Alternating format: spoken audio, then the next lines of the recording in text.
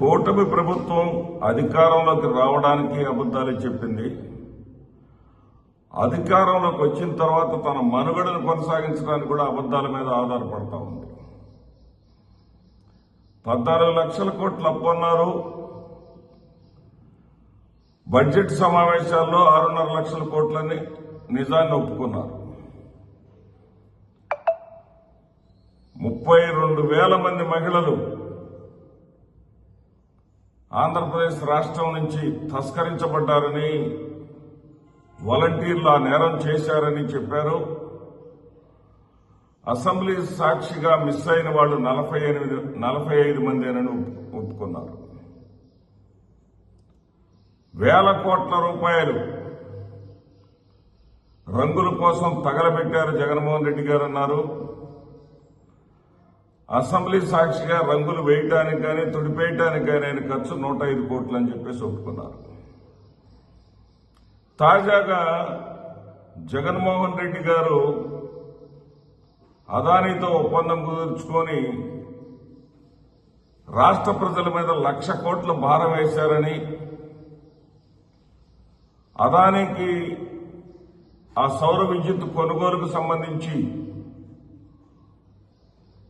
అదానీ జగన్మోహన్ రెడ్డి గారికి 1,750 కోట్ల రూపాయలు లంచం అప్పజెప్పారని చెప్పేసి దేశవ్యాప్తంగా మరీ ముఖ్యంగా ఆంధ్రప్రదేశ్ రాష్ట్రంలో జగన్మోహన్ రెడ్డి గారిని టార్గెట్ చేస్తూ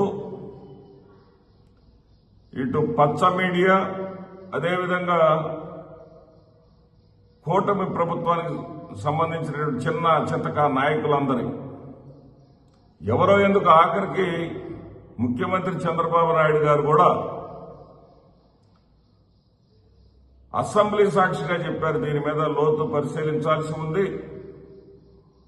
ఆంధ్రప్రదేశ్ రాష్ట్ర ప్రజల మీద 1,00,000 కోట్ల భారం వేసినటువంటి వ్యక్తిని మనం ఉపేక్షించకూడదు అని చెప్పేసి ఆయన కూడా ఉపోద్ఘాతం ఇచ్చి పారేశారు. ఏమిటయ్యా జరిగిందంటే సెకీతోటి ఒప్పందం.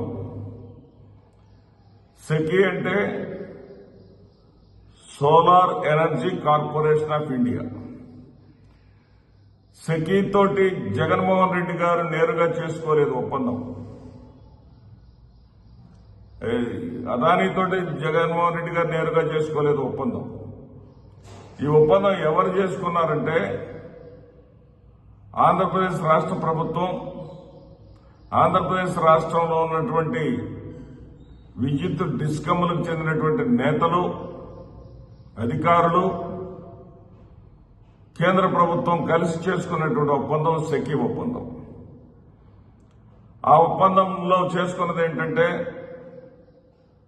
₹2.49 సోలార్ విద్యుత్ కొనుగోలు సంబంధించినటువంటి ఒప్పందం. ఆ ఒప్పందంలో 1,00,000 కోట్ల రూపాయల భారం పడిపోయిందని, మరి ఆంధ్రప్రదేశ్ రాష్ట్ర ప్రజలు మొయలేనటువంటి భారం వేశారని ఆంధ్రజ్యోతి, ఈనాడు, ఏబిఎన్, టీవీ5, మరి మహా టీవీ, మహా న్యూస్, సివిఆర్ న్యూస్ ఆంధ్రప్రదేశ్ రాష్ట్ర ప్రజలకి ఆందోళన గురి చేసే విధంగా, భయపెట్టే విధంగా, కక్కించాల్సిందే, ఏది అమెరికాలో ఎక్కడో ఏదో ఇచ్చారని చెప్పేసి వార్త వస్తే అక్కడ అమెరికాలో ప్రస్తావించిన పేరు అదానీ పేరు. కానీ అదానీ మీద వెళ్లేటటువంటి సాహసం కానీ ధైర్యం కానీ వీళ్ళేం చేయరు. అదానీ కావాలి, అదానీ ద్వారా ఆంధ్రప్రదేశ్ రాష్ట్రానికి పెట్టుబడులు కావాలి. జగన్మోహన్ రెడ్డి గారిని మాత్రం ఒక నేరస్తుడిగా, జగన్మోహన్ రెడ్డి గారు చెయ్యని పాపాన్ని చేసినట్టుగా ఆయనకు అంటగట్టాలి. దీంట్లో మాత్రం నిరంతరం కృషి చేస్తూనే ఉంటారు తెలుగుదేశం పార్టీ కానీ, తెలుగుదేశం పార్టీకి వంత పాడేటటువంటి భజన మీడియా కానీ. అరే 1,00,000 కోట్లు నష్టపోయాం, జగన్మోహన్ రెడ్డి లంచం తిన్నాడు అని సొంత చెల్లెలు షర్మిల చేత కూడా చెప్పించారు. ఎందుకంటే షర్మిల ఇక్కడ చంద్రబాబు నాయుడు కోసం పనిచేస్తుందన్నది మనందరికీ తెలిసినటువంటి విషయమే. ఈ సెకీ ఒప్పందం సరైనదే అని తాజాగా ఏపీ ఈఆర్సీ తేల్చేసిందండి. సఖీ ఒప్పందం ఏదైతే పేపర్లో, టీవీల్లో, మీడియాలో కథనాలు వచ్చినాయో ఆ కథనాల ఆధారంగా పరిశీలన చేశాం మేము. ఎక్కడ కూడా 7,000 మెగావాట్ల విద్యుత్ కొనుగోలుకు సంబంధించి ఎక్కడ కూడా తప్పు జరగలేదు. ఆంధ్రప్రదేశ్ రాష్ట్రానికి మేలే జరుగుతుంది.